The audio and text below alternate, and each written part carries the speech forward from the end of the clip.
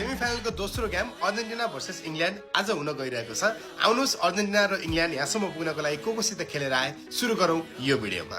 तपाईहरुले सही सुन्नु भएको, आज राति तपाईको Argentina versus England biggest match हुन गइरहेको छ। सेमिफाइनलको दोस्रो गेम, जुन गेम जसले जित्यो त्यो चाहिँ सिधै स्पेनसित गएर फाइनल खेल्नेवाला छ अनि जुन हार्यो त्यो चाहिँ फ्रान्ससित गएर थर्ड प्लेसको लागि खेल्नेवाला छ।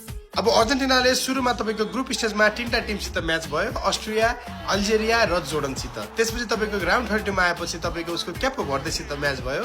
त्यसपछि तपाईको राउन्ड 16 मा आएपछि इजिप्टसित भयो अनि अस्ति भर्खर क्वार्टर फाइनलमा उसको म्याच स्विजरल्यान्डसित भएको थियो। त्यस्तै तपाईको अब उले चाहिँ अब आज इङ्ल्यान्ड भर्सेस अर्जेन्टिनामा चाहिँ उले चाहिँ आफू जित्यो भने उसको म्याच स्पेनसित फाइनल हुनेवाला छ। त्यस्तै तपाईको इङ्ल्यान्डले तपाईको ग्रुप स्टेजमा गाना अनि पानामा अनि त्यसपछि क्रोएसियासित उसको ग्रुप स्टेजमा म्याच भएको थियो। त्यसपछि राउन्ड 32 मा उसले आएर चाहिँ डीआर कङ्गोसित खेल्यो। त्यसपछि राउन्ड 16 मा मेक्सिकोसित अनि क्वार्टर फाइनल्समा उसले खेल्यो नर्वेसित। अब सेमिफाइनलमा गएर ऊ चाहिँ तपाईको सिधै अर्जेन्टिनासित खेल्छ।